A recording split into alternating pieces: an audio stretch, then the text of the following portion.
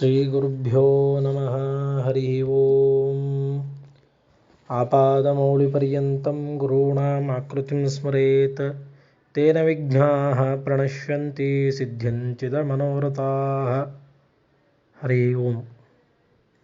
ಜಗದೊಡೆಯನಾಗಿರ್ತಕ್ಕಂಥ ಶ್ರೀಕೃಷ್ಣ ಪರಮಾತ್ಮ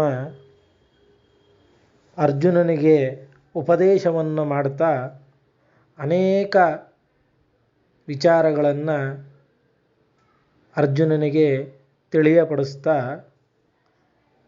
ಮಾಸಾನಾಂ ಮಾರ್ಗಶೀರ್ಷೋಸ್ಮಿ ಋತೂನಾಂ ಕುಸುಮಾಕರಃ ಅಂತ ಒಂದು ಮಾತನ್ನು ಕೃಷ್ಣ ಅರ್ಜುನನಿಗೆ ಹೇಳ್ತಾನೆ.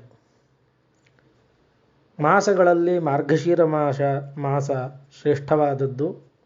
ಋತುಗಳಲ್ಲಿ ವಸಂತ ಋತು ಅತ್ಯಂತ ಶ್ರೇಷ್ಠವಾದದ್ದು. ಕುಸುಮಾಕರ ಅಂದರೆ ವಸಂತ ಅಂತ. ಈ ವಸಂತ ಋತುವಿನಲ್ಲೇ ಬರುವುದು ನಮಗೆ ವಿಶೇಷವಾಗಿ ಚೈತ್ರ ವೈಶಾಖ ಮಾಸಗಳು. ಈ ವೈಶಾಖ ಮಾಸ ಏನು ನಾವು ಒಂದೆರಡು ದಿವಸಗಳಲ್ಲಿ ನಾವು ವೈಶಾಖ ಮಾಸಕ್ಕೆ ಕಾಲಿಡುತ್ತಾ ಇದ್ದೇವೆ.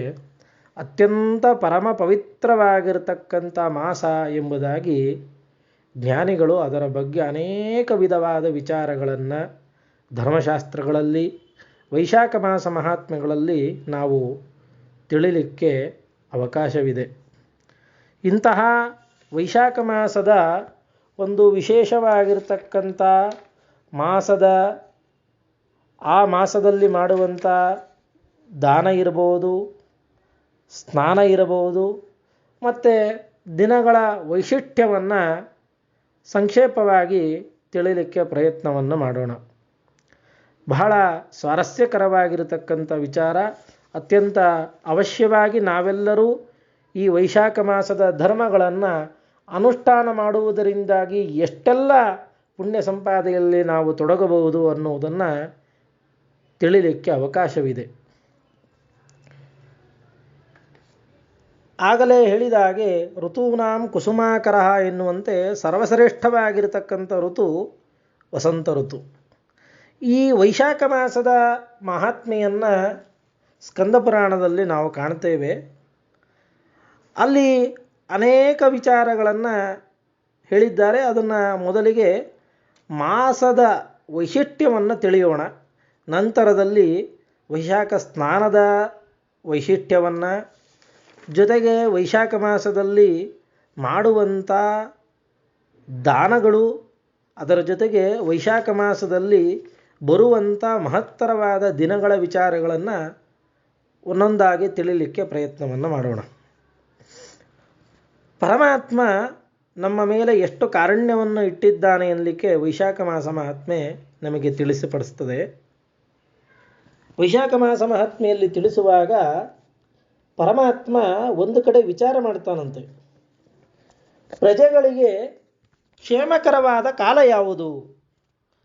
ಅರ್ಥಾತ್ ಕ್ಷೇಮಕರವಾದದ್ದು ಅಂದರೆ ಧರ್ಮಾಚರಣೆಗೆ ಬಹಳ ಪ್ರಶಸ್ತವಾದ ಕಾಲ ಯಾವುದು ಅಂತ ಸ್ವತಃ ಪರಮಾತ್ಮನೇ ವಿಚಾರ ಮಾಡಿರ್ತಕ್ಕಂಥ ಒಂದು ವಿಚಾರಧಾರೆಗಳನ್ನು ನಾವು ಪುರಾಣದಲ್ಲಿ ನಾವು ಕೇಳ್ತೇವೆ. ಒಂದೊಂದಾಗೆ ಪರಮಾತ್ಮ ವಿಚಾರ ಮಾಡ್ತಾನೆ. ವರ್ಷಕಾಲ, ಆ ವರ್ಷಕಾಲದಲ್ಲಿ ಶ್ರಾವಣ ಭಾದ್ರಪದ ಮಾಸಗಳು ಬರ್ತದೆ. ಮಳೆ ಕೆಸರು ಬಹಳ ಇರ್ತದೆ. ಹಾಗಾಗಿ ಜನರು ಹೆಚ್ಚು ಧರ್ಮಾಚರಣೆ ಮಾಡಲಿಕ್ಕೆ ಆಗೋದಿಲ್ಲ. ಇನ್ನು ತದನಂತರದಲ್ಲಿ ಶರತ್ಕಾಲ ಬರ್ತದೆ. ಆಗ ಆಶ್ವೀಜ ಕಾರ್ತಿಕ ಮಾಸಗಳು, ಜನರೆಲ್ಲ ಒಳ್ಳೆ ಮಳೆ ಬಂದಿರ್ತದೆ, ಕೃಷಿಯ ಚಟುವಟಿಕೆಗಳಲ್ಲಿ ನಿರತರಾಗಿರ್ತಾರೆ. ಕೆಲವರು ಅತಿವೃಷ್ಟಿ ಅನಾವೃಷ್ಟಿಗಳಿಂದಾಗಿ ಪೀಡಿತರಾಗಿ ಜನರೆಲ್ಲ ತಮ್ಮ ತಮ್ಮ ಯೋಚನೆಗಳಲ್ಲೇ ತೊಡಗಿರ್ತಾರೆ. ಹಾಗೂ ಹೆಚ್ಚು ಧರ್ಮಾಚರಣೆಗಳನ್ನು ಮಾಡುವುದು ಕಷ್ಟ. ಹಾಗಾದರೆ ಮಾಡಬಾರದು ಅನ್ನೋದು ದೇವರ ಅಭಿಪ್ರಾಯ ಅಲ್ಲ, ದೇವರ ಕಾರುಣ್ಯದ ಒಂದು ವಿಚಾರಗಳನ್ನು ಅಲ್ಲಿ ತಿಳಿಸಿಕೊಡ್ತಾರೆ. ಆದರೂ ಅಲ್ಲಿ ಸ್ಪಷ್ಟವಾಗಿ ಹೇಳುವಾಗ ದೇವರು ಈ ಸಮಯದಲ್ಲೂ ಧರ್ಮಾಚರಣೆಗಳನ್ನು ಮಾಡೋದಿಲ್ಲ, ಜನರ ಮೇಲೆ ನನಗೆ ಸಿಟ್ಟು ಬರ್ತದೆ ಅಂತ ಎಲ್ಲ ವಿಚಾರಗಳನ್ನು ವಿಶೇಷವಾಗಿ ಹೇಳ್ತಾನೆ. ನಾವು ಸಂಕ್ಷೇಪವಾಗಿ ತಿಳಿಯೋದಾದರೆ ದೇವರು ಈ ರೀತಿಯಾಗಿ ವಿಚಾರ ಮಾಡಿದ್ದಾನೆ. ಹೇಮಂತ ಋತುವಿನಲ್ಲಿ ಮಾರ್ಗಶಿರ ಮತ್ತು ಪುಷ್ಯ ಮಾಸಗಳು ಬರ್ತದೆ. ಎಷ್ಟು ಸ್ವಾರಸ್ಯಕರವಾಗಿ ಹೇಳ್ತಾರೆ ಅಂತಂದರೆ, ಉತ್ಥಾಪನಂತು ನೇಷ್ಯಂತಿ ಜನಾ, ಬೆಳಗ್ಗೆ ಏಳಲಿಕ್ಕೆ ಜನರಿಗೆ ಸೋಂಬೇರ್ತನ, ಏಳುವುದೇ ಕಷ್ಟ. ಆ ಸಂದರ್ಭದಲ್ಲಿ ಮಾರ್ಗಶಿರ ಹೇಮಂತ ಋತುಗಳಲ್ಲಿ ಸಾಮಾನ್ಯ ಚಳಿಯ ಮಾಸ ಇರುತ್ತದೆ, ಬೆಳಗ್ಗೆ ಏಳುವುದೇ ಕಷ್ಟ ಜನರು. ಇನ್ನು ಶಿಶಿರ ಋತು ಮಾಘ ಫಾಲ್ಗುಣಗಳಲ್ಲಿ ಜನರು ಚಳಿ ಗಾಳಿಗಳಿಂದಾಗಿ ತತ್ತರಿಸಿ ಹೋಗಿರ್ತಾರೆ. ಮಾಘ ಮಾಸದಲ್ಲಿ ಮಾಘಿ ಚಳಿ ಅಂತಲೇ ನಾವು ಕರಿತೇವೆ. ಅದರ ಜೊತೆಗೆ ಬೆಳೆದ ಬೆಳೆಗಳನ್ನು ತಂದು ವ್ಯಾಪಾರ ಮಾಡುವುದರಲ್ಲಿ ಜನರು ತಮ್ಮನ್ನು ತಾವು ಆ ಚಟುವಟಿಕೆಗಳಲ್ಲಿ ತೊಡಗಿಸಿಕೊಂಡ್ಬಿಟ್ಟಿರ್ತಾರೆ. ಇಷ್ಟೆಲ್ಲ ಜನರ ಒಂದು ಬ್ಯುಸಿ ಶೆಡ್ಯೂಲ್ ಇರ್ತದೆ. ಜನರಿಗೆ ಇಷ್ಟು ಧರ್ಮಾಚರಣೆಗಳಲ್ಲಿ ಸಂಕೋಚ ಮಾಡಲಿಕ್ಕೆ ಅನೇಕ ಕಾರಣಕೋಟಿಗಳು ಹೇಳಲಿಕ್ಕೆ ಅವಕಾಶ ಇರುತ್ತದೆ. ಅದರಿಂದಾಗಿ ಈ ಎಲ್ಲವನ್ನು ಹೊರತುಪಡಿಸಿ, ಅಂದರೆ ಈ ವಸಂತ ಋತು ಅಂತ ಏನಿದೆಯಲ್ಲ, ವೈಶಾಖ ಮಾಸ, ಇದು ಅತ್ಯಂತ ಪರಮಶ್ರೇಷ್ಠವಾಗಿರ್ತಕ್ಕಂಥದ್ದು. ಈ ವೈಶಾಖ ಮಾಸದಲ್ಲಿ ಏನು ದಾನ ಭೋಗ ಎಲ್ಲದಕ್ಕೂ ಪ್ರಶಸ್ತವಾಗಿರ್ತಕ್ಕಂಥ ಕಾಲ. ಯಾಕಂದರೆ ಪ್ರಕೃತಿ ತನ್ನ ಮುಂದೆ ಎಲ್ಲ ತನ್ನ ಸಂಪತ್ತನ್ನು ತುಂಬಿಕೊಂಡು ಜನರ ಉಪಯೋಗಕ್ಕೆ ಅಂತ ಕಾತುರವಾಗಿ ನಿಂತಿರ್ತದೆ. ನೋಡಿ, ಎಷ್ಟು ವೈಶಿಷ್ಟ್ಯವಾಗಿರ್ತಕ್ಕಂಥ ಮಾತುಗಳನ್ನು ನಾವು ಪುರಾಣದಲ್ಲಿ ಕಾಣ್ತೇವೆ. ಈ ವೈಶಾಖ ಮಾಸದಲ್ಲಿ, ಅರ್ಥಾತ್ ಚೈತ್ರ ಮಾಸದಿಂದಲೇ ಮಾವು ಚಿಗುರಿರ್ತದೆ, ಹೂಗಳು ಸಮೃದ್ಧವಾಗಿ ಬಿಟ್ಟಿರ್ತದೆ, ಗಿಡಗಳೆಲ್ಲ ಚಿಗುರಿರ್ತದೆ. ಆ ಜನರಿಗೆ ನೆರಳನ್ನು ಕೊಡುವುದರ ಮೂಲಕವಾಗಿ ಜೊತೆಗೆ ಫಲವನ್ನು ಕೊಡುವುದಕ್ಕೆ ತಾವೆಲ್ಲ ಸಿದ್ಧವಾಗಿದ್ದುಕೊಂಡು ಜನರಿಗೆ ಒಂದು ಪ್ರಕೃತಿಯ ಒಂದು ಬೆಸುಗೆಯನ್ನು ತಾನು ಬೆಸೆದು ಪರಮಾತ್ಮನ ಅನುಗ್ರಹ ಸಂಪಾದನೆಗೆ ಅತ್ಯಂತ ಪ್ರಶಸ್ತವಾಗಿರ್ತಕ್ಕಂಥ ಕಾಲ ಈ ವೈಶಾಖ ಮಾಸ ಎಂಬುದಾಗಿ ಬಹಳ ವಿಸ್ತಾರವಾಗಿದೆ. ಅದನ್ನು ಸಂಕ್ಷೇಪವಾಗಿ ಹೇಳಿದ್ದೇನೆ ನಾನು. ಈ ಮಾಸದಲ್ಲಿ ಬಹಳ ವಿಶೇಷವಾಗಿ ಹೇಳುವಾಗ, ಮೀನ ಸಂಕ್ರಮಣದಿಂದ ಕರ್ಕ ಸಂಕ್ರಮಣದವರೆಗೆ ಲಕ್ಷ್ಮೀನಾರಾಯಣರು ವನಗಳಲ್ಲಿ ಸಂಚಾರ ಮಾಡ್ತಾ ಇರ್ತಾರಂತೆ. ಅರ್ಥಾತ್ ಮೀನ ಸಂಕ್ರಮಣ ಅಂತಂದರೆ ಪಾಲ್ಗುಣದ ಕೊನೆಯಲ್ಲಿ ಬರ್ತದೆ, ಕೃಷ್ಣ ಪಕ್ಷದಲ್ಲಿ. ಅಲ್ಲಿಂದ ಬಂದು ಇನ್ನೇನು ನಮಗೆ ಆಷಾಢ ಮಾಸ ಚಾತುರ್ಮಾಸದ ಕಾಲ ಶುರುವಾದ ಕಾಲಕ್ಕೆ ಕರ್ಕ ಸಂಕ್ರಮಣ ಪ್ರಾರಂಭವಾಗ್ತದೆ. ಅಲ್ಲಿಯವರೆಗೆ ಲಕ್ಷ್ಮೀನಾರಾಯಣರು ವಿಹಾರದಲ್ಲಿ ಇರ್ತಾರಂತೆ, ಅನುಗ್ರಹ ಮಾಡಲಿಕ್ಕೋಸ್ಕರ, ಭಕ್ತರನ್ನು ಅನುಗ್ರಹ ಮಾಡಲಿಕ್ಕೋಸ್ಕರ. ಈ ಮಾಸದಲ್ಲಿ ಎಂತಹ ನಿರ್ಧನಿಕನಾದರೂ, ಹೆಳವನಾಗ್ಬೋದು, ಮತ್ತೊಬ್ಬನಾಗ್ಬೋದು, ಅವನೂ ಸಹಿತ ಪುಣ್ಯವನ್ನು ಸಂಪಾದನೆ ಮಾಡಲಿಕ್ಕೆ ಅವಕಾಶ ಇದೆ. ಯಾಕಂದರೆ ಜಲದಾನ ವಿಶೇಷವಾಗಿ ಮುಂದೆ ಅದನ್ನು ವಿಸ್ತಾರವಾಗಿ ನೋಡೋಣ. ದಾನಗಳನ್ನು, ಜಲದಾನ, ಈ ದಾನವನ್ನು ಯಾರು ಬೇಕಾದರೂ ಮಾಡಬಹುದು. ಅಷ್ಟು ಸುಲಭ ಸಾಧ್ಯದಿಂದಾಗಿ ಪುಣ್ಯ ಸಂಪಾದನೆಯ ಹಾದಿಯನ್ನು ತೋರಿಸುವ ಮಾಸ ಈ ವೈಶಾಖ ಮಾಸ. ಈ ವೈಶಾಖ ಮಾಸದಲ್ಲಿ ಈ ಎಲ್ಲ ಕಾರಣಗಳಿರುವುದರಿಂದಲೇ ಪರಮಾತ್ಮ ಋತೂನಾಂ ಕುಸುಮಾಕರಃ ಎಂಬುದಾಗಿ ತಾನು ಉದ್ಗಾರವನ್ನು ಗೀತೆಯಲ್ಲಿ ನಾವು ಕಾಣುತ್ತೇವೆ, ಪರಮಾತ್ಮನ ಉದ್ಗಾರವನ್ನು. ಆದ್ದರಿಂದಾಗಿ ಇಂತಹ ವೈಶಾಖ ಮಾಸದ ಮಹಾತ್ಮೆಯನ್ನು ಹೇಳುವಾಗ, ವೈಷ್ಣವಾನಾಂ ಯಥಾ ರುದ್ರೋ ರತ್ನಾನಾಂ ಕೌಸ್ತುಭೋ ಯಥಾ ಮಾಸಾನಾಂ ಧರ್ಮಹೇತೂನಾಂ ವೈಶಾಖಶ್ಚ ಉತ್ತಮಸ್ಥತಾ ಎಂಬುದಾಗಿ, ವೈಷ್ಣವರಲ್ಲಿ ಅಗ್ರಗಣ್ಯನಾದವನು ರುದ್ರದೇವರು ಅಂತ ಹೇಳ್ತಾ ಇದೆ. ವೈಷ್ಣವರಲ್ಲಿ ಅತ್ಯಂತ ಶುದ್ಧವಾದ ವೈಷ್ಣವ ಧರ್ಮ, ವಿಷ್ಣು ಭಕ್ತಿ ಉಳ್ಳವನು ರುದ್ರ.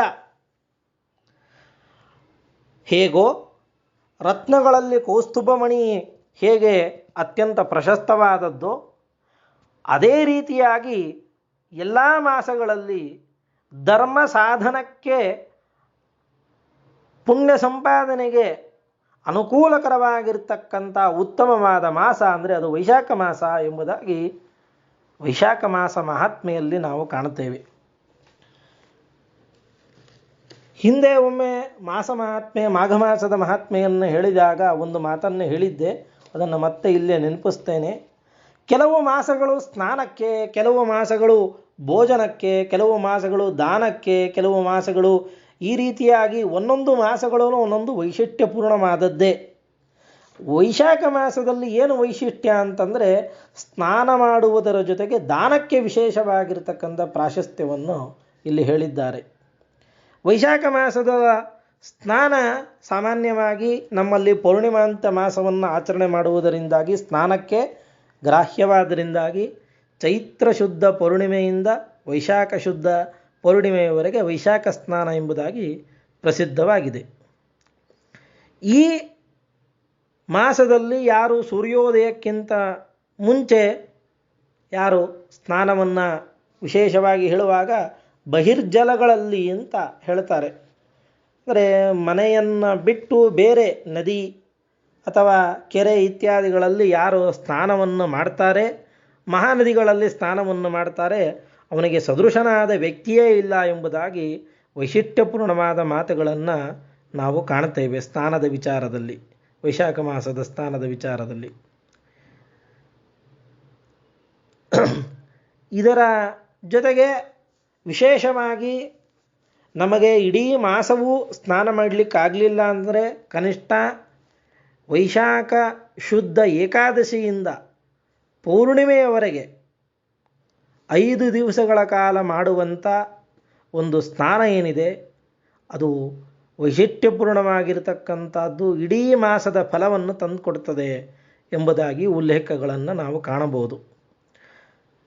ಆದ್ದರಿಂದ ವೈಶಾಖ ಮಾಸದಲ್ಲಿ ಸ್ನಾನದ ಒಂದು ಮಹತ್ವವನ್ನು ಸಾಮಾನ್ಯವಾಗಿ ತಿಳಿದುಕೊಂಡು ಮುಂದೆ ದಾನದ ವಿಚಾರಗಳಿಗೆ ಹೋಗೋಣ.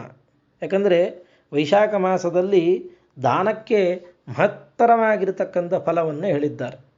ಅದು ವಿಧವಾಗಿರ್ತಕ್ಕಂಥ ದಾನಗಳನ್ನು ಉಲ್ಲೇಖ ಮಾಡ್ತಾರೆ ಇಡೀ ಮಾಸ ಧರ್ಮದ ಉದ್ದಕ್ಕೂ. ಒಂದು ಮಾತನ್ನು ಹೇಳ್ತಾರೆ, ಕೃತಯುಗಕ್ಕೆ ಸಮಾನವಾದ ಯುಗ ಇಲ್ಲ, ನ ಮಾಧವ ಸಮೋಮಾಸೋ. ಕೃತಯುಗಕ್ಕೆ ಸಮಾನವಾದ ಯುಗ ಇನ್ನೊಂದಿಲ್ಲ, ಅಷ್ಟು ಧರ್ಮಾಚರಣೆ ನಡೀತದೆ. ಅದೇ ರೀತಿಯಾಗಿ ಮಾಧವ ಮಾಸ ಅಂದರೆ ಈ ವಸಂತ ಋತುವಿನ ವೈಶಾಖ ಮಾಸ ಏನಿದೆಯಲ್ಲ, ಈ ಮಾಸಕ್ಕೆ ಸಮಾನವಾದ ಮಾಸ ಇನ್ನೊಂದಿಲ್ಲ. ಯಾಕಂದರೆ ಈ ವಿಶಿಷ್ಟವಾಗಿ ಈ ಮಾಸಕ್ಕೆ ನಿಯಾಮಕನಾಗಿರ್ತಕ್ಕಂಥ ಪರಮಾತ್ಮನ ರೂಪವೇ ಕಮಲಾಲಯ ಮಧುಸೂದನ ಅಂತ. ಅದರಿಂದಾಗಿ ಆ ಮಾಧವ, ಅದರಿಂದಾಗಿ ಅವನೇ ಮಾಧವ, ಅವನನ್ನು ವಿಶೇಷವಾಗಿ ಇಲ್ಲಿ ಸ್ಮರಣೆ ಮಾಡುವಂಥದ್ದು ವಿಹಿತವಾಗಿರ್ತಕ್ಕಂಥದ್ದು. ಹೀಗೆ ಅನೇಕ ಮಾತುಗಳನ್ನು ವೈಶಾಖ ಮಾಸದಲ್ಲಿ ಹೇಳ್ತಾ, ಸರ್ವದಾನೇಶು ಯತ್ಪುಣ್ಯಂ ಸರ್ವತೀರ್ಥೇಶು ಯತ್ಫಲಂ ತತ್ಫಲಂ ಸಮವಾಪ್ನೋತಿ ಮಾಧವೇ ಜಲದಾನತಃ. ಸ್ನಾನದ ಒಂದು ಭಾಗ ಆದರೆ, ದಾನದ ಭಾಗದಲ್ಲಿ ನೋಡುವುದಾದರೆ ಸರ್ವದಾನೇಶು ಯತ್ಪುಣ್ಯಂ, ಎಲ್ಲ ದಾನ ಮಾಡಿದರೆ ಏನು ಪುಣ್ಯ ಬರ್ತದೋ, ಎಲ್ಲ ತೀರ್ಥಗಳಲ್ಲಿ ಮಿಂದರೆ ಸ್ನಾನ ಮಾಡಿದರೆ ಏನು ಫಲ ಬರ್ತದೋ ಆ ಫಲಕ್ಕೆ ಸಮವಾಗಿರ್ತಕ್ಕಂಥದ್ದು ಈ ಮಾಧವನ ಮಾಸದಲ್ಲಿ ಮಾಡಿರ್ತಕ್ಕಂಥ ಜಲದಾನದಿಂದ ಬರ್ತದೆ. ಅಂದರೆ ಮಾಧವನ ಮಾಸದಲ್ಲಿ ಒಂದು ಜಲದಾನವನ್ನು ಮಾಡಿದರೆ ಎಲ್ಲ ತೀರ್ಥಗಳಲ್ಲಿ ಸ್ನಾನ ಮಾಡಿದ ಪುಣ್ಯ ಬರ್ತದೆ, ಎಲ್ಲ ದಾನಗಳು ಮಾಡಿರ್ತಕ್ಕಂಥ ಪುಣ್ಯವನ್ನು ಬರ್ತದೆ ಅಂತ ಹೇಳ್ತಾರೆ. ಸಾಮಾನ್ಯವಾಗಿ ನಮಗೆ ಗೊತ್ತಾಗ್ತದೆ ಹೊರಗಡೆ ಎಷ್ಟು ಬಿಸಿಲಿನ ಬೇಗೆ ಇದೆ. ಈ ಬೇಗೆಯನ್ನು ನಿವಾರಣೆಯನ್ನು ಮಾಡಿಕೊಳ್ಳಿಕ್ಕೆ ಏನು ಕೊಟ್ಟರೂ ತೃಪ್ತಿ ಆಗೋದಿಲ್ಲ ನಮಗೆ ಜಗತ್ತಿನಲ್ಲಿ. ಎಷ್ಟು ಏನು ಒಂದು ರಾಶಿ ಕೊಪ್ಪರಿಗೆ ಬಂಗಾರ ಕೊಟ್ಟರೂ ತೃಪ್ತಿ ಆಗೋದಿಲ್ಲ. ಆದರೆ ಒಂದು ಲೋಟ ನೀರನ್ನು ಕೊಟ್ಟರೆ ಎಷ್ಟು ತೃಪ್ತಿ ಮನುಷ್ಯ ಅನುಭವಕ್ಕೆ ಬರ್ತದೆ ಅಂತ ಎಲ್ಲರಿಗೂ ಅನುಭವ ವೇದ್ಯವಾಗಿರ್ತಕ್ಕಂಥದ್ದು. ಆದ್ದರಿಂದಾಗಿ ಜಲದಾನವನ್ನು ಮಾಡಿದರೆ ಮಹಾವೈಶಿಷ್ಟ್ಯವಾದ ಫಲವನ್ನು ವೈಶಾಖ ಮಾಸದಲ್ಲಿ ಹೇಳಿದ್ದಾರೆ. ಒಮ್ಮೆ ಸರ್ವದಾನಗಳನ್ನು ಒಂದು ಕಡೆ ತಕ್ಕಡಿಯಲ್ಲಿ ಇಟ್ಟರಂತೆ. ತಕ್ಕಡಿಯಲ್ಲಿ ಸರ್ವದಾನಗಳನ್ನು ಒಂದು ಕಡೆ ಇಟ್ಟರು, ಒಂದು ಕಡೆ ಜಲದಾನದ ಪುಣ್ಯವನ್ನು ಒಂದು ಕಡೆ ಇಟ್ಟರಂತೆ. ಆಗ ಈ ಜಲದಾನದ ಪುಣ್ಯ ಶ್ರೇಷ್ಠವಾಯಿತಂತೆ. ಜಲದಾನದ ಪುಣ್ಯ ಶ್ರೇಷ್ಠವಾಯಿತು ಅಂತ ಹೇಳ್ತಾರೆ. ಅದರಿಂದಾಗಿ ಈ ವೈಶಾಖ ಮಾಸದಲ್ಲಿ ಜಲಂ ಛತ್ರಂ ಚ ವ್ಯಜನಂ ದಾನಮೇಷಾಂ ವಿಶಿಷ್ಯತೆ. ಅದರಿಂದಾಗಿ ಜಲಪಾತ್ರ ದಾನ, ಛತ್ರದಾನ, ವ್ಯಜನದಾನ, ಛತ್ರ ಅಂದರೆ ಛತ್ರಿಗಳು ಅಥವಾ ವ್ಯಜನ ಅಂದರೆ ಬೀಸಣಿಕೆ, ಇವುಗಳನ್ನು ದಾನ ಮಾಡೋದರಿಂದ ವಿಶಿಷ್ಟವಾಗಿರ್ತಕ್ಕಂಥ ಪುಣ್ಯವನ್ನು ಹೇಳಿದ್ದಾರೆ. ಇದಕ್ಕೆ ಬಹಳ ಕಠಿಣವಾಗೂ ಹೇಳಿದ್ದಾರೆ ಒಂದು ಎರಡು ಮಾತುಗಳನ್ನು. ಅದತ್ವಾ ಉದಕ ಕುಂಭಂ ಚ ಚಾತಕೋ ಜಾಯತೆ ಭುವಿ. ಯಾರು ಈ ವೈಶಾಖ ಮಾಸದಲ್ಲಿ ಜಲಕುಂಭವನ್ನು ದಾನ ಮಾಡೋದಿಲ್ಲ ಅವನು ಚಾತಕ ಪಕ್ಷಿಯಾಗಿ ಹುಟ್ಟುತ್ತಾನೆ. ಚಾತಕ ಪಕ್ಷಿ ಅಂತಂದರೆ ಅದು ನೀರು ಪಕ್ಕದಲ್ಲಿದ್ದರೂ ಕುಡಿಯೋಕ್ಕೆ ಗೊತ್ತಾಗೋದಿಲ್ಲ, ಅದು ಬುದ್ಧಿ ಇರೋದಿಲ್ಲ. ಮೇಲೆ ಮಳೆ ನೀರು ಬೀಳ್ತದ ಅಂತ ಬಾಯಿ ತೆಕ್ಕೊಂಡು ನೀರಿಗೋಸ್ಕರ ತನ್ನ ಬಾಯನ್ನು ತೆಗೆದುಕೊಂಡು ಕಾಯ್ಕೊಂಡು ನಿಂತಿರ್ತದೆ. ಚಾತಕ ಪಕ್ಷಿ ಅಂತ ಕರೀತಾರೆ. ಅದರಿಂದ ಅದರಂತೆ ಆ ಜನ್ಮವನ್ನು ಹೊಂತಾನೆ ಯಾರು ಈ ವೈಶಾಖ ಮಾಸದಲ್ಲಿ ಜಲದಾನ ಮಾಡೋದಿಲ್ಲ, ಅಂತಹ ಘೋರವಾದ ಅನರ್ಥವನ್ನು ಪಡಿತಾನೆ ಅಂತ ಹೇಳ್ತಾ ಇದ್ದಾರೆ. ಇನ್ನು ಅನೇಕ ದಾನಗಳನ್ನು ನೋಡುವುದಾದರೆ ಪಾದತ್ರಾಣ. ಪಾದತ್ರಾಣ ಅಂತಂದರೆ ಚಪ್ಪಲಿ, ಅನ್ನದಾನ, ಮಂಚವನ್ನು ದಾನ ಮಾಡಿ, ಶಯ್ಯಾದಾನವನ್ನು ಮಾಡಿ, ಹೂವಿನ ದಾನವನ್ನು ಹೇಳಿದ್ದಾರೆ. ಕುಂಕುಮ, ತಾಂಬೂಲ, ಅಡಿಕೆ, ತೆಂಗಿನಕಾಯಿ, ಗೃಹದಾನ, ಅಕ್ಕಿ, ಹೀಗೆ ಅನೇಕ ದೊಡ್ಡ ದಾನದ ಲೀಸ್ಟ್ಗಳನ್ನು ಇಲ್ಲಿ ಹೇಳ್ತಾ ಹೋಗ್ತಾ ಇದ್ದಾರೆ. ಅದರಿಂದಾಗಿ ನಮಗೆ ಯೋಗ್ಯತೆ ಎಷ್ಟಿದೆಯೋ ಅದನ್ನು ವೈಭವದಿಂದಾಗಿ ಆ ಪರಮಾತ್ಮನ ಪ್ರೀತ್ಯರ್ಥವಾಗಿ ಮಾಡುವಂಥ ದಾನ ವೈಶಾಖ ಮಾಸದಲ್ಲಿ ಅಕ್ಷಯವಾದ ಪುಣ್ಯವನ್ನು ತಂದುಕೊಡ್ತದೆ. ಇನ್ನೊಂದು ವೈಶಿಷ್ಟ್ಯಪೂರ್ಣವಾದ ಮಾತನ್ನು ಈ ಮಾಸ ಮಹಾತ್ಮೆಯಲ್ಲಿ ಹೇಳ್ತಾರೆ. ದದ್ಯಾತ್ ವಸ್ತ್ರಂ ಸೂಕ್ಷ್ಮತರಂ ದ್ವಿಜೇಂದ್ರೇ ಘರ್ಮಕರ್ಷಿತೆ ಪೂರ್ಣಮಾಯು ಸಮಾಪ್ನೋತಿ ಪರತ್ರ ಚ ಪರಾಂ ಗತಿಂ. ಯಾರು ಸೂಕ್ಷ್ಮತರವಾದ ವಸ್ತ್ರವನ್ನು, ಬಹಳ ದಪ್ಪನೆಯಾದ ಬಟ್ಟೆಯನ್ನು ದಾನ ಮಾಡಬಾರ್ದು. ಒಳ್ಳೆ ಹತ್ತಿಯಿಂದ ಕಾಟನ್ ವಸ್ತ್ರ ಅಂತ ನಾವೇನು ಕರಿತೇವೆ, ತೆಳುವಾದದ್ದು, ಬಹಳ ದಪ್ಪನೆ ಈ ಉಣ್ಣೆಯ ವಸ್ತ್ರಗಳನ್ನು ದಾನ ಮಾಡಬಾರ್ದು ಈ ಸಂದರ್ಭದಲ್ಲಿ. ಅದು ಮತ್ತೆ ಧನುರ್ಮಾಸ ಇತ್ಯಾದಿಗಳಿಗೆ ಹೇಳ್ತಾರೆ. ಸೂಕ್ಷ್ಮವಾಗಿರ್ತಕ್ಕಂಥ ನೇಯ್ದಿರ್ತಕ್ಕಂಥ ತೆಳುವಾದ ಹತ್ತಿಯ ವಸ್ತ್ರವನ್ನು ಯಾರು ಬ್ರಾಹ್ಮಣನಿಗೆ ದಾನವನ್ನು ಕೊಡ್ತಾನೆ ಅವನು ತನ್ನ ಪೂರ್ಣಾಯುಷ್ಯದ ಸುಖವನ್ನು ಅನುಭವಿಸ್ತಾನಂತೆ. ಮುಂದೆ ಪರತ್ರಚ ಪರಲೋಕದಲ್ಲಿಯೂ ಉತ್ತಮವಾದ ಗತಿಯನ್ನು ಹೊಂತಾನೆ ಅಂತ ಇದೆ. ಇಷ್ಟೇ ಅಲ್ಲ, ಇದು ಕೇವಲ ಯಾವುದೋ ಒಬ್ಬ ವ್ಯಕ್ತಿಗೋಸ್ಕರ, ಒಬ್ಬ ವರ್ಣದವರಿಗೆ ಮಾತ್ರ ಮೀಸಲಾದದ್ದು ಅಂತಲ್ಲ. ಯಾರು ದಾರಿ ಹೋಕರ ನೆರಳಿಗಾಗಿ, ದಾರಿಯಲ್ಲಿ ಹೋಗುವಂಥ ಜನರ ನೆರಳಿಗಾಗಿ ಮಂಟಪವನ್ನು ಕಟ್ಟಿಸಿ ಅಲ್ಲಿ ಕುಳಿತುಕೊಳ್ಳಿಕ್ಕೆ ವ್ಯವಸ್ಥೆಯನ್ನು ಮಾಡಿ ಕುಡಿಯುವ ನೀರಿನ ವ್ಯವಸ್ಥೆಯನ್ನು ಯಾರು ಮಾಡ್ತಾನೋ ಅವನು ಮುಂದೆ ಚಕ್ರವರ್ತಿಯಾಗಿ ಹುಡ್ತಾನೆ ಅಂತ ಹೇಳ್ತಾ ಇದ್ದಾರೆ. ಯಾರು ತಂಪಾದ ಕಬ್ಬಿನ ಹಾಲು, ಪಾನಕ ಇವುಗಳನ್ನು ದಾನ ಮಾಡ್ತಾನೋ, ಜನರಿಗೆ ಕೊಡ್ತಾನೋ ಅವನು 100 ಗಯಾ ಶ್ರಾದ್ದ ಮಾಡಿದ ಪುಣ್ಯವನ್ನು ಸಂಪಾದನೆ ಮಾಡ್ತಾನೆ ಅಂತ ಹೇಳ್ತಾ ಇದ್ದಾರೆ. ಆದ್ದರಿಂದ ಇಷ್ಟು ಪ್ರಾಶಸ್ತ್ಯವನ್ನು ದಾನಕ್ಕೆ ವೈಶಾಖ ಮಾಸದಲ್ಲಿ ಹೇಳಿದ್ದಾರೆ. ಸ್ನಾನ, ದಾನ ಮತ್ತು ದಿನಗಳ ಮಹತ್ವವನ್ನು ವೈಶಾಖ ಮಾಸದಲ್ಲಿ ಒಂದೊಂದು ದಿನಗಳು ಅದ್ಭುತವಾಗಿರ್ತಕ್ಕಂಥ ಪ್ರಶಸ್ತವಾದ ಕಾಲಗಳು. ವೈಶಾಖ ಮಾಸದಲ್ಲಿ ಇನ್ನೊಂದು ವೈಶಿಷ್ಟ್ಯವಾಗಿ ಹೇಳ್ತಾರೆ ವಸಂತ ಪೂಜಾ ಅಂತ. ಆ ವಸಂತ ಪೂಜಾ ಅಂತಂದರೆ ಧರ್ಮ ಗ್ರಂಥಗಳಲ್ಲಿ ಹೇಳುವಾಗ ಬ್ರಾಹ್ಮಣಾನಾಂ ಗಂಧಮಾಲ್ಯ ಪಾನಕ ಕದಲೀಫಲಾದಿಭಿ ವಸಂತ ಪೂಜಾ ಕಾರ್ಯ. ಬ್ರಾಹ್ಮಣರನ್ನು ಕರೆಸಿ ಅವರನ್ನು ಪಾದಪ್ರಕ್ಷಾಲನೆಗಳನ್ನು ಮಾಡಿ ಗಂಧ ಇತ್ಯಾದಿಗಳನ್ನು ಅವರ ಮೈಗೆ ಹಚ್ಚಿ ಪಾನಕ, ಬಾಳೆಹಣ್ಣು, ಫಲಗಳನ್ನು ಕೊಟ್ಟು ಅವರಿಗೆ ಉಪಚಾರವನ್ನು ಮಾಡುವುದು ಏನಿದೆಯಲ್ಲ ಇದಕ್ಕೆ ವಸಂತ ಪೂಜಾ ಅಂತ ಸಾಮಾನ್ಯವಾಗಿ ನಮ್ಮ ಆಡು ಭಾಷೆಯಲ್ಲಾದರೆ ಫಲಾಹಾರ ಪೂಜೆ ಅಂತ ಸಾಮಾನ್ಯವಾಗಿ ವೈಶಾಖ ಮಾಸದಲ್ಲಿ ಫಲಾಹಾರ ಪೂಜೆಯನ್ನು ಇಟ್ಕೊಳ್ತಾರೆ. ಆ ಸಂಜೆ ಕಾಲದಲ್ಲಿ ಅಥವಾ ದ್ವಾದಶಿ ಇತ್ಯಾದಿ ದಿನಗಳಲ್ಲಿ ವಸಂತ ಪೂಜೆ ಅಂತ ಎಂಬುದಾಗಿ ಇಲ್ಲಿ ಅನ್ನವನ್ನು ಹೇಳಿಲ್ಲ, ಅದನ್ನು ಬಿಟ್ಟು ಪಾನಕ ಇತ್ಯಾದಿಗಳನ್ನು ಕೊಟ್ಟು ಬ್ರಾಹ್ಮಣರನ್ನು ಸಂತೋಷಪಡಿಸುವುದು ಅಂತ ಒಂದು ಕ್ರಮ. ಇನ್ನು ಮುಂದೆ ಯಾರು ಈ ವೈಶಾಖ ಮಾಸದಲ್ಲಿ ತುಳಸಿಯಿಂದ ಕೃಷ್ಣನನ್ನು ಅರ್ಚನೆಯನ್ನು ಮಾಡ್ತಾರೆ, ತ್ರಿಕಾಲಂ ಅರ್ಚಯೇದ್ ಮುಕ್ತಿ, 3 ಕಾಲಗಳಲ್ಲಿ ಯಾರು ಅರ್ಚನೆಯನ್ನು ಮಾಡ್ತಾರೆ ಅವನಿಗೆ ವಿಶೇಷವಾದ ಮೋಕ್ಷದ ಫಲವನ್ನೇ ಹೇಳಿದ್ದಾರೆ.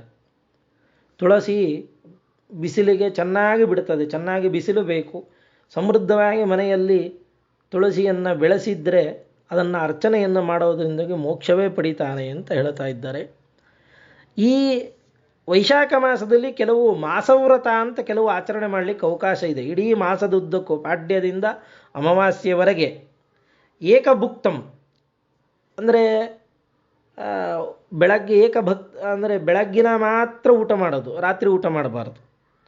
ಇನ್ನೊಂದು ಅಯಾಚಿತ ಭೋಜನ ಅಂದರೆ ಯಾರತ್ರನೂ ಬೇಡದೆ ತಾನಾಗೇ ಬಂದಿರತಕ್ಕಂಥ ದ್ರವ್ಯವನ್ನು ಸ್ವೀಕಾರ ಮಾಡಿಕೊಂಡು 1 ತಿಂಗಳು ಆಚರಣೆ ಮಾಡುವಂಥದ್ದು. ಇದು ಒಂದು ಮಾಸವ್ರತವನ್ನು ಹೇಳಿದ್ದಾರೆ. ಇನ್ನು ಸಾಮಾನ್ಯ ವೈಶಾಖ ಮಾಸದಲ್ಲಿ ನಮಗೆ ಕಾಣುವುದು ಅಕ್ಷಯ ತೃತೀಯ. ಈ ಅಕ್ಷಯ ತೃತೀಯದಂದು ವಿಶೇಷವಾಗಿ ಯಾರು ಯಕ್ಕರೋತಿ ತೃತೀಯಾಯಾಂ ಕೃಷ್ಣಂ ಚಂದನಭೂಷಿತಂ ವೈಶಾಖಸ್ಯ ಸಿತೆ ಪಕ್ಷೇ ಸಯಾತಿ ಅಚ್ಯುತ ಮಂದಿರಂ, ಯಾರು ಕೃಷ್ಣನನ್ನು ಪರಮಾತ್ಮನನ್ನು ಚಂದನಗಳಿಂದ ಅಂದರೆ ಗಂಧದಿಂದ ಅರ್ಚನೆಯನ್ನು ಮಾಡ್ತಾರೆ, ಅವನು ಒಳ್ಳೆಯ ಪರಮಾತ್ಮನ ಮಂದಿರವನ್ನೇ ಪಡಿತಾನೆ, ಅಂದರೆ ವೈಕುಂಠವನ್ನು ಪಡಿತಾನೆ ಅಂತ. ಆವಾಗಲೇ ಹೇಳಿದ ಹಾಗೆ ಬೇಸಿಗೆಯ ಬೇಗೆ, ಈ ಬೇಗೆಯಲ್ಲಿ ಪರಮಾತ್ಮನಿಗೆ ಗಂಧಗಳನ್ನು ಲೇಪನವನ್ನು ಮಾಡೋದ್ರಿಂದ, ಅರ್ಥಾತ್ ಗಂಧ ಪರಮಾತ್ಮನ ಒಂದು ಪ್ರತಿಮೆಗಳಿಗೆ ಮಾಡುವುದು ಒಂದು ಬಗೆ, ಅವನ ಪರಮಾತ್ಮನವನ್ನು ಪಾದವನ್ನು ಹಿಡಿದಿರತಕ್ಕಂಥ ಗುರುಗಳು, ಆ ಗುರುಗಳ ವೃಂದಾವನಗಳಿಗೂ ಗಂಧಲೇಪನದ ಒಂದು ವಾಡಿಕೆ ಸಂಪ್ರದಾಯ ನಮ್ಮಲ್ಲಿ ಬಂದಿದೆ. ಅದರಿಂದಾಗಿ ಆ ಪರಮಾತ್ಮನಿಗೆ ಮಾಡುವ ಗಂಧಲೇಪನದಿಂದಾಗಿ ನಮಗೆ ತಂಪಾಗತ್ತೆ. ಪರಮಾತ್ಮ ಪ್ರಳಯ ಕಾಲದ ಅಗ್ನಿಯನ್ನೇ ಕುಡಿಯುವಂಥ ಸಾಮರ್ಥ್ಯ ಇದ್ದವನು, ಅವನಿಗೆ ಯಾವ ಬೇಸಿಗೆಯ ಬಿಸಿ ತಾಟೋದಿಲ್ಲ. ಆದರೆ ಪ್ರತಿಮುಖಸ್ಸ ಯಥಾಮುಖ ಶ್ರೀಹಿ ಎನ್ನುವಂತೆ ಪರಮಾತ್ಮನನ್ನು ಯಾವ ರೀತಿಯಾಗಿ ನಾವು ಉಪಾಸನೆಯನ್ನು ಮಾಡ್ತೇವೋ, ಯಾವ ರೀತಿಯಾಗಿ ಅವನನ್ನು ಅರ್ಚನೆಯನ್ನು ಮಾಡ್ತೇವೋ ಅದರ ಫಲವನ್ನು ನಮಗೆ ರಿಫ್ಲೆಕ್ಟ್ ಮಾಡಿ ಕೊಡ್ತಾನೆ. ಅದರಿಂದಾಗಿ ಪರಮಾತ್ಮನಿಗೆ ಗಂಧಗಳನ್ನು ಏರಿಸುವುದರಿಂದಾಗಿ, ಗಂಧಲೇಪನವನ್ನು ಮಾಡುವುದರಿಂದಾಗಿ, ಅವನ ಪಾದವನ್ನು ಆಶ್ರಯಿಸಿರ್ತಕ್ಕಂಥ ರಾಯರೇ ಮೊದಲಾದ ಗುರುಗಳ ವೃಂದಾವನಗಳಿಗೆ ಗಂಧಲೇಪನವನ್ನು ಮಾಡುವುದರಿಂದಾಗಿ ನಮಗೆ ತಂಪನ್ನು, ಮಾನಸಿಕವಾದ ತಂಪು, ದೈಹಿಕವಾದ ತಂಪನ್ನು ಕೊಟ್ಟು ದೇವರು ನಮ್ಮನ್ನು ರಕ್ಷಣೆ ಮಾಡ್ತಾನೆ. ಅದರಿಂದಾಗಿ ಈ ಅಕ್ಷಯ ತೃತೀಯದಂದು ವಿಶೇಷವಾಗಿ ಕೃಷ್ಣನನ್ನು ಚಂದನಗಳಿಂದಾಗಿ ಆ ಗಂಧದಿಂದ ಅವನನ್ನು ಭೂಷಿತನನ್ನಾಗಿ ಮಾಡಬೇಕು ಅಂತ ಹೇಳ್ತಾ ಇದ್ದಾರೆ. ಈ ಅಕ್ಷಯ ತೃತೀಯ ವಿಶೇಷ, ಇದು ಮನ್ವಾದಿ ಅಂತ ಕರೀತಾರೆ, ಮನ್ವಾದಿ ಎಂಬುದಾಗಿ ಕರೀತಾ ಇದ್ದಾರೆ. ಆ ಅಕ್ಷಯ ತೃತೀಯ ದಿವಸ ರೋಹಿಣಿ ನಕ್ಷತ್ರ ಬುಧವಾರ, ಈ ಎರಡೂ ಸೇರಿದರೆ ಇನ್ನೂ ಮಹಾಫಲ ಅಂತ ಹೇಳಿದ್ದಾರೆ. ಆದರೆ ಈ ಬಾರಿ ಕೇವಲ ರೋಹಿಣಿ ನಕ್ಷತ್ರ ಯುಕ್ತವಾಗಿದೆ ಮಾತ್ರ, ಬುಧವಾರ ಬಂದಿಲ್ಲ, ಶುಕ್ರವಾರ ಬಂದಿದೆ. ಇದು ಮನ್ವಾದಿ ಆದ್ದರಿಂದಾಗಿ ಮತ್ತು ಯುಗಾದಿಗೆ ಸಮ ಅಂತ ಧರ್ಮಶಾಸ್ತ್ರಕಾರರು ಹೇಳ್ತಾರೆ. ಅದರಿಂದಾಗಿ ಆದಷ್ಟು ಈ ಸಂದರ್ಭದಲ್ಲಿ ಪಿತೃಗಳನ್ನು ಉದ್ದೇಶಿಸಿಕೊಂಡು ತರ್ಪಣಾದಿಗಳನ್ನು ಕೊಡುವುದೆಲ್ಲ ಇದೆ. ಜೊತೆಗೆ ಧರ್ಮಶಾಸ್ತ್ರಕಾರರು ಒಂದು ಮಾತನ್ನು ಹೇಳ್ತಾರೆ, ಧರ್ಮಘಟದಾನ ಅಂದರೆ ಪಿತॄಣಾಂ ಅಕ್ಷಯ ತೃಪ್ತ್ಯರ್ಥಂ ಉದಕ ಕುಂಭದಾನಂ ಕರಿಷ್ಯೆ ಎಂಬುದಾಗಿ ಸಂಕಲ್ಪವನ್ನು ಮಾಡಿಕೊಂಡು ಪಿತೃಗಳ ತೃಪ್ತಿಗೋಸ್ಕರ ಏಷ ಧರ್ಮಘಟೋದತ್ತೋ ಬ್ರಹ್ಮ ವಿಷ್ಣು ಶಿವಾತ್ಮಕ ಅಸ್ಯ ಪ್ರಧಾನ ತೃಪ್ತ್ಯಂತು ಪಿತರೋಪಿ ಪಿತಾಮಹಾಃ ಎಂಬುದಾಗಿ ಗಂಧೋದಕ ತಿಲೈರ್ಮಿಶ್ರಂ, ಗಂಧ ಮತ್ತು ತಿಲ ಇವುಗಳಿಂದಾಗಿ ಮಿಶ್ರವಾಗಿರತಕ್ಕಂಥ ನೀರು, ಅದನ್ನು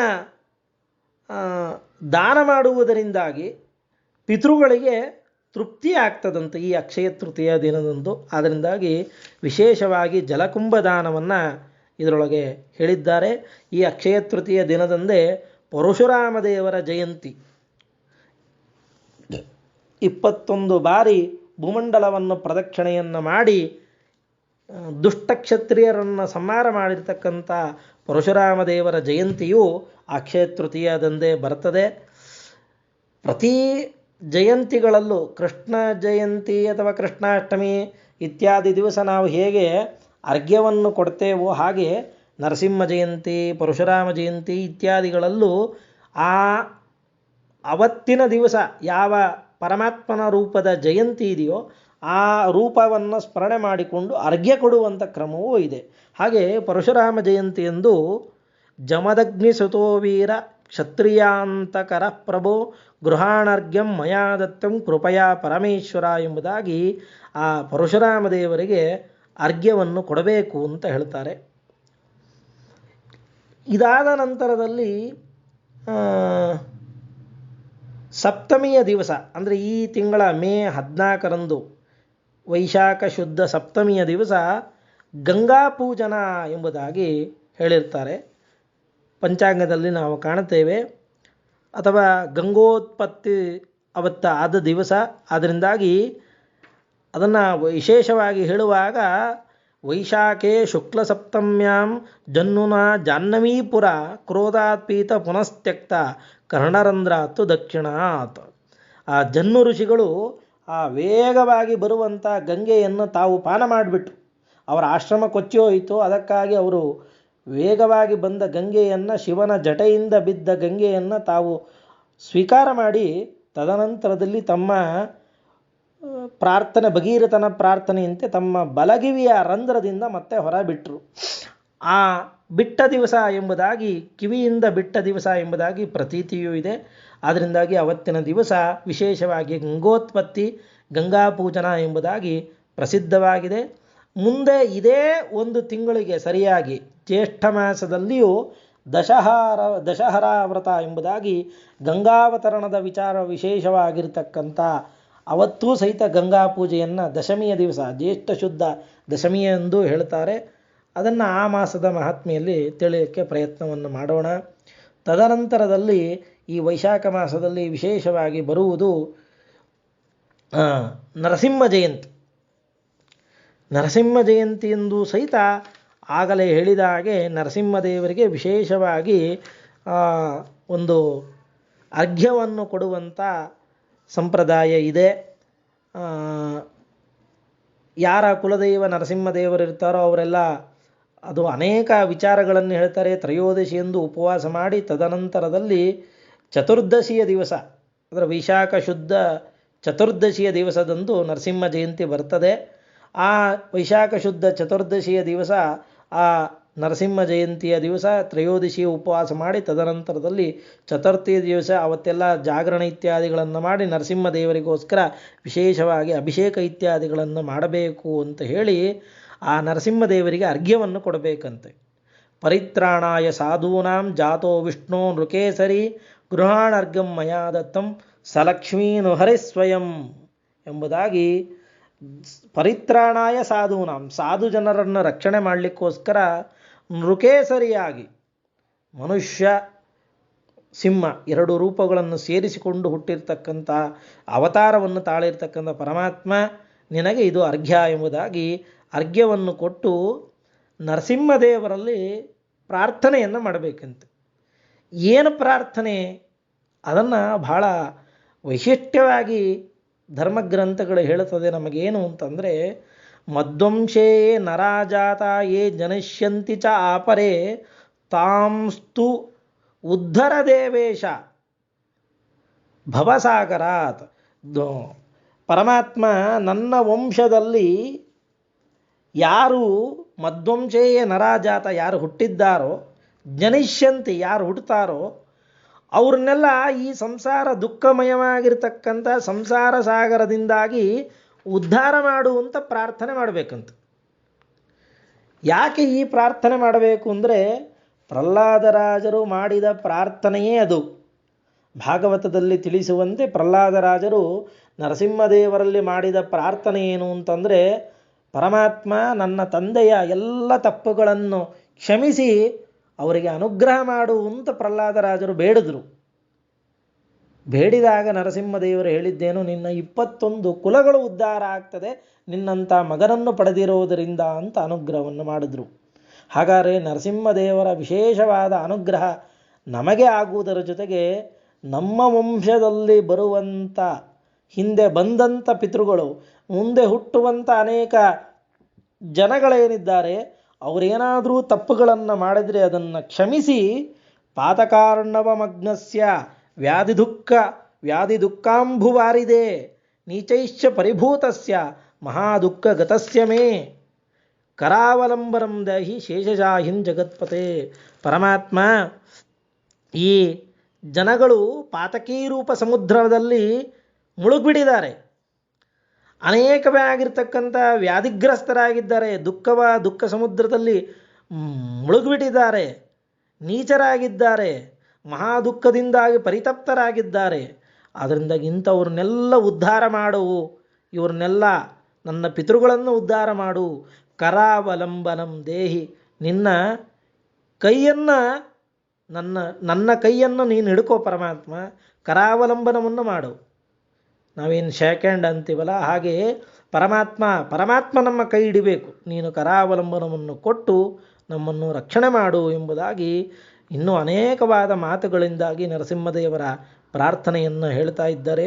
ಅದರಿಂದಾಗಿ ಇಂತಹ ನರಸಿಂಹ ಜಯಂತಿಯಂದು ವಿಶೇಷವಾಗಿ ಆ ನರಸಿಂಹದೇವರಲ್ಲೇ ಪ್ರಾರ್ಥನೆಯನ್ನು ಮಾಡಬೇಕು. ನರಸಿಂಹದೇವರ ಸ್ಮರಣೆಯಿಂದಾಗಿ ಎಲ್ಲ ದುರಿತಗಳು ನಾಶ ಆಗ್ತದೆ. ಅದರ ಜೊತೆಗೆ ವೈಶಾಖ ಶುದ್ಧ ಪೌರ್ಣಿಮೆಯಂದು ವಿಶೇಷವಾಗಿ ಮತ್ತೆ ಜಲದಾನದ ಮಹಾತ್ಮವನ್ನು ಹೇಳಿದ್ದಾರೆ.